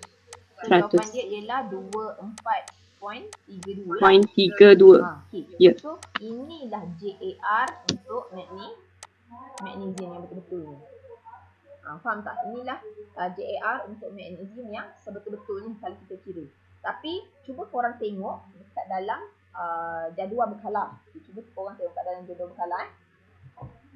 Magnesium berapa? 24. 24. Okay. So, kenapa magnesium tak tinggi 24 saja kat sana? Sebab yang ni dia bundarkan. Tetapi, kalau dia macam teori 5 ni, dia akan ambil 5. Tapi, kalaulah soalan keluar untuk pengiraan, ini jawapan korang tau. Faham tak? Ini adalah jawapan korang. Faham Jangan kata saya nak buat 24 kerana di jadual berkala ialah 24 tak. Bila pengiraan, ambil exactly yang ni. Tapi bila dia tak ada jadual berkala, dia akan letak 24 saja. Sebab bila dibundarkan, dia akan jadi 24. Faham tak? Faham? Okay. Tapi kan, kalau korang dah buat kira-kira kan, korang dapat magnesium ni 29 point dia 1, 2 contoh kan. Yang ni, kau pergi balik tengok jadual berkala. Jadual berkala 24, aku dapat 29. Mesti ada salah pengiraan kat atas. Faham tak? Mesti ada salah pengiraan kat atas. Kalau 29 tu terlalu jauh dengan 24. Faham tak? Kena check balik. Mungkin ada salah kira. Faham tak cara nak kira GAR melalui kelintahan yang mula jadi isotop? Faham tak? Faham. Faham. No question. Tak ada. No question Oh, very good. Okay, now this is the last one. Nak habis dah. Alhamdulillah nak habis dah. Okay, now cuba tengok ni ke penggunaan isotop dan kegunaan dia. Anak-anak, isotop Tuhan kan tak akan jadikan satu benda tu for nothing. Betul tak? Tuhan jadikan satu benda tu mesti ada guna dia. Jom kita tengok apa kegunaan dia. Okay, now cuba tengok yang kat sini. Dalam bidang perubatan, awak, cikgu nak beritahu awak satu benda awak memang kena ingat tahu beberapa ni. Awak kena ingat beberapa. Awak ingat 3. Awak dah boleh dah sebab banyak soalan tanya. Berikan contoh isotop dan kegunaan. Kena ingat tau. Okay, tak apa. InsyaAllah awak boleh ingatnya. Okay. Kita tengok yang pertama. Nama dia cobalt 60. So maksudnya 60 ni dia punya bilangan nukleon atas lah. Okay. Ubat ni maksudnya banyak lah. Ada cobalt berapa, 60, 61, 62 gitu ke. Dia lain unsur banyak macam-macam. Kita nak cerita satu-satu pun tak boleh. Tapi ini untuk pengetahuan. Okay. Cobalt 60. Apa guna cobalt 60 isotop ni? Digunakan dalam radioterapi untuk membunuh sel kanser tanpa melakukan pembedahan dan mensterilkan alat perubatan. Okay. It means that orang kena kanser, you know that orang kena kanser kena pergi kemo kan? Okay. So orang pergi kanser guna kemo, dia akan gunakan cobalt 60 sebagai isotop dia ataupun bahan radioterapi lah, radioaktif dia. Sebenarnya orang yang pergi kemo tu bahan yang digunakan adalah cobalt 60.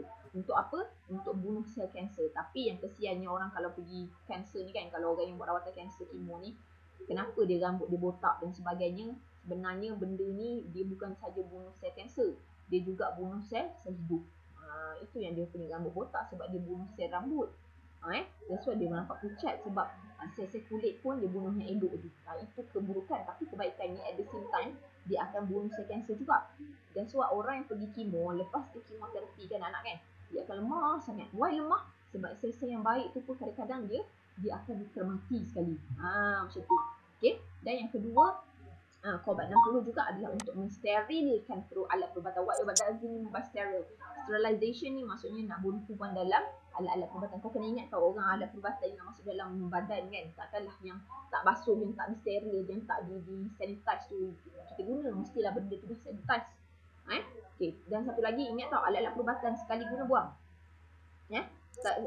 Terutamanya macam contohnya macam benda-benda pakaian yang memang melekat tak boleh. Itu selalunya buang. Tapi alat-alat macam contohnya gunting ke apa, dia akan sterilize sekali. Okay, now tengok contoh seterusnya. Iodine 131. Okay, iodine 31 saja digunakan untuk penyakit thyroid. Okay, hyperthyroid dan juga cancer thyroid. Ingat, orang yang ada thyroid, tahu tak thyroid tu apa? Thyroid tu yang mana? Korang tahu tak thyroid tu ni? Tak. Kak, thyroid ni yang yang kat leher tu bengkok tu, besar tu. Bukan bengkok tau, kat leher. Leher korang besar leher ni, ada rasa ni, tapi tak rasa sakit. Cikgu nak beritahu satu benda kat korang lah. Kalau macam korang ni, kat badan korang ni, ada benda yang tiba-tiba tu timbul besar, tapi korang picit-picit tak sakit pun tau. Itulah lebih korang kena risau. Sebab kebanyakan benda yang kalau yang tumbuh tiba-tiba ada tiba benjol tapi tak picit-picit tak sakit, itu dia risaukan kanser. Kalau benda tu lebam ke apa, kau picit sakit, tak apa. Itu kerana sel-sel kulit reseptor dan sebagainya. Tapi kalau benda tu kau ada lebam-lebam benjol tapi picit-picit tak sakit tu, itu kau kena check. Itu lebih merisaukan. So anak-anak, sekejap ya. Kata orang. Okay, cikgu sambung Okay, so kalau orang yang thyroid anak-anak kan, yang leher bengkak tu lah, yang leher bengkak tu, dia kena minum iodine. Dia kena buat rawatan iodine lah. So dia kena buat rawatan iodine tu. Bila dia buat rawatan iodine tu kan, dia tak boleh jumpa orang tau. Dia tak boleh jumpa orang dalam masa seminggu ke 2 minggu, saya tak ingat lah. Sebab memang ada orang yang buat rawatan ni. Dan juga kenapa dia tak boleh jumpa orang, sebab pada masa tu badan dia very very unstable. So kalau orang jumpa, takut kuman orang tu datang ke dia. Macam tu. That's why masa dia tengah buat tu, dia tak boleh. Kak Nora, aku ada kelas kejap je Kak Nora Okay. Okay, kita sambung. Okay, now dalam bidang pertanian. Okay, dalam bidang pertanian ada isotop ni dinamakan sebagai phosphorus 32. So, fosforus 32 ni adalah untuk mengkaji metabolisme tumbuhan. Maksudnya tumbuhan ni kalau kita tengok dia besar macam tu je kan. Tapi sebenarnya tumbuhan ni kita boleh kaji metabolisme dia. Metabolisme dia tu ialah perkembangan tumbuhan itu sendirilah. Okay, cikgu sambung lagi. Dalam teknologi nuklear, okay, dalam teknologi nuklear kita akan gunakan uranium. So, uranium 235. Nama dia uranium ada banyak jenis, tapi yang kita gunakan untuk nuklear ialah uranium 235. Digunakan dalam penjanaan kuasa nuklear untuk menjana kuasa elektrik. Actually, tenaga nuklear ni sangat orang takut. Tapi nuklear ni satu benda nak cakap ni, kalau kita guna betul, dia sangat-sangat tenaga yang sangat-sangat efektif untuk penjanaan kuasa elektrik. Tapi macam kita tahu kan, Amerika takut dengan Iran dan sebagainya sekarang ni kan. Sebab apa? Uranium ni banyak ke Iran. Iran dia ada jana kuasa nuklear sendiri. Maksudnya dia memang ala-ala ugut lah Amerika ni. Kalau buat apa-apa nanti dia akan lancarkan bom nuklear. Ingat tau, bom nuklear ni kalau kau kena, memang bukannya mati tu satu hal lah. Lepas tu keturunan tu dia masuk kat dalam sel-sel kita akan cacat dan sebagainya lah. Itu nuklear bahaya nuklear tu. Okay, now sekarang ni kita pergi pada bidang arkeologi pula. Karbon 14. Ingat tadi karbon kita ada 12, 13, 14 kan? Tapi karbon 14 tu dia digunakan untuk menganggar umur bahan artifak ataupun fosil. Kau tahu artifak ni apa? Kau tahu fosil ni apa kan? Benda yang dah lalu mati macam tu lah. Okey. Ingat tau, dia menganggar. Bukannya dia bagi betul-betul tarikh. Maksudnya kalau contohnya dia jumpalah dinosaur tu kan. Dia kata, oh dinosaur ni lebih kurang 1.3 juta tahun dulu. Dia boleh lebih kurang menganggar je. Dia tak ada cakap dinosaur ni umur dia dah mati dah lebih kurang 1 juta, 5 bulan, 3 hari. Dia tak boleh gitulah. Tapi anggaran boleh. Okey, cikgu sambung. Dalam arkeologi juga, plumbum 210. Digunakan untuk menetapkan umur lapisan pasir dan tanah sehingga 80 tahun. Okey anak-anak, kalau korang perasan kan, macam kalau korang tengok pemandangan, ada pemandangan yang dekat luar negara utama kan. Bukit-bukit tu kan, macam mountain kan. Dia macam walaupun mountain tu jauh-jauh antara satu sama lain, tapi lapisan tu sama je. Lapisan dia tu macam colour dia sama je walaupun dah terpisah. Itu ada macam-macam proses yang berlaku. So, daripada lapisan-lapisan tu kita boleh tahu tempat dan tanah tu berapa umur dia. Menggunakan apa? Plumbum 210. Okay. So, next. Untuk hidrogen 3. Hidrogen 3 dalam industri. Digunakan sebagai pengesan dan mengkaji kumbahan dan bahan buangan cecair. So it means that macam ni. Macam kan hari tu kan baru-baru ni kan yang ada sungai tercemar dan sebagainya kan. Okay. So digunakan hidrogen 3 untuk mengenal pasti apakah jenis buangan cecair itu. Digunakan hidrogen 3. Adakah bahan kumbahan tu air ke, bahan kimia berbahaya ke, gitu. Now, dalam bidang kejuruteraan. Dalam bidang kejuruteraan, isotop yang digunakan ialah natrium 24. So, natrium ada 23, ada 24. Okay, now, apa gunanya natrium 24? Mengesan kebocoran paip bawah tanah. Korang nak tahu tak paip bawah tanah kita ni? Takkanlah kita nak menyelam pula masuk dalam ni kan? Bawah paip bawah tanah itu ada sangat dalam. Jadinya, untuk mengesan kebocoran paip bawah tanah, dia akan gunakan natrium 24 ni untuk kesan. Ada kebocoran. Tak ada kebocoran. Faham Paip bawah tanah. Sebab paip bila ditanam kat bawah tanah sangat-sangatlah dalam. Jadi natrium 24 pun dapat mengesan. Okey, so inilah antaranya. So, cikgu nak beritahu awak yang selalu glamour lah tanya Okay. Antara yang glamour tanya kalau dalam exam kan. Kobat 60. Korang hafal apa gunaan dia. Yang paling glamour ni paling famous lah. Ni, karbon 14. Yang dua ni sangat glamour kalau tanya. Tapi yang lain tu taklah kata tak glamour, tapi ada juga ditanya tapi ada maklumat. Yang ni memang favourite ditanya sekali. So cikgu dah cakap dah, at least ingatlah 3. Kobat 60 dengan 14 ni cikgu wajib awak ingat. Yang lain tu awak cubalah hafal. Oh, yang benda simple kan, yang awak boleh ingat. Oh, kita tempat mengenai kebocoran paip bawah tanah. Bila okey, hafal 3 at least kalau boleh semua lah kan. Tapi tak apalah.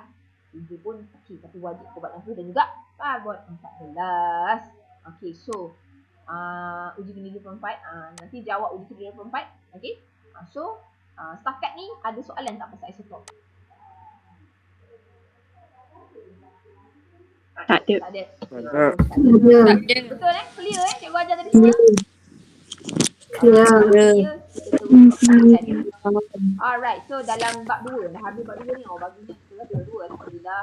Okay, kita belajar jirim. Jirim ada pepejal, cecair dan gas. Ini adalah keadaan jirim. Okay, lepas tu ingat jirim juga dia boleh wujud dalam atom, molekul dan ion. So apa ni, dalam pepejal, cecair dan gas kita belajar pasal susunan zarah, tenaga kinetik dan daya tarikan zarah. Ingat benda ni yang ada pemanasan, naftalina. Kalau ada rezeki nanti cikgu akan buat video untuk macam mana buat eksperimen tu. Okay, now ada atom, molekul dan ion. Okay, kita belajar apa? Kita dalam atom kita belajar subatom dia. Ada 3 subatom PEN, iaitu proton, elektron dan neutron. Okay, so ingat kita dah belajar macam mana perwakilan. Yang ni adalah atom, yang ni nombor nukleon, ni nombor proton. Okay, so sekarang ni anak-anak korang juga dah belajar lukisan. Macam mana? Lukisan ada 2 jenis, iaitu gambar rajah, susunan elektron dan juga gambar rajah struktur atom. Nampak tak? Kena ingat balik beza dia macam mana nak lukis. Okay, cikgu juga dah ajar awak macam mana nak lukis ataupun macam mana pembentukan ion. Dia punya pembentukan. Okay, so last kali kita belajar isotop. Isotop tu apa maksud isotop? Dah belajar juga kelimpahan. Macam mana nak kira kelimpahan semula. Jadi then the last one, kegunaan. Isotop is very special yang Tuhan jadikan. So ingat yang 3 tu. Ingat 3, yang 2 tu utama, yang 1 lagi awak pilih yang 1. Okay. So, sadaqallahul azim. Dah habis. Now, any question? I stop sharing Okay. Macam mana? Faham? Okay? Faham. Faham. Tak ada. Okay. Ada. Okay. Kalau tak ada benda, alhamdulillah, tahniah kita dah habis bab 2. So, sila jawab uji sendiri 1. Hidayah nak cakap apa ke Liana? Tak ada? Tak ada Uji sendiri 2.4. 2.4. Uji sendiri 2.4. Boleh? Buat. Buat. Boleh. Kan tak? Kalau tak boleh kan. Okay, buat uji sendiri 2.4. So, next class nanti kita akan bincang latihan 2.3 dan 2.4 tu. And then kita akan cuba masuk tajuk baru. Ingat, make sure habis tajuk 2 ni korang memang faham apa benda kau belajar tajuk 2. Jangan dah habis tajuk 2 apa benda lah cikgu carut tadi. Faham tak? Sebab kimia kita nak belajar macam-macam lagi. So it means that the basic, the base tu kena kuat. Faham? Basic tu betul-betul faham kan? Baru buat 2 lah. Relax lah. Baru buat 2 make sure lah faham buat 2. Buat 2 pun simple gila kot. Sebab bab-bab yang lain mesti kena dah faham bab-bab yang sebelum tu. Tapi don't be scared. Chemistry is not that hard. Saya yang tak pandai macam awak ni pun boleh. Saya yakin awak yang memang pandai pun, memang pandai lagi daripada saya ni, confirm boleh. Okay? Alright, so is there any question? Last one? Tak ada? Tak ada apa-apa? Tak ada. Tak ada Okay. So tahniah dan terima kasih kerana hadir dalam kelas cikgu hari ni. Dia 22 orang je, tak apalah. Siapa yang tak dapat tu sebab macam-macam sebab. Awak boleh buat, tapi saya akan upload dekat YouTube juga lah. Awak boleh tengok semula kalau nak tengok Okay, that's all. Thank you very much. Take care of yourself. Bye-bye. Thank you, teacher. Thank you, cikgu. Thank you, cikgu. Bye. Okay, thank you, teacher. Alright, welcome. Assalamualaikum, cikgu. Waalaikumsalam.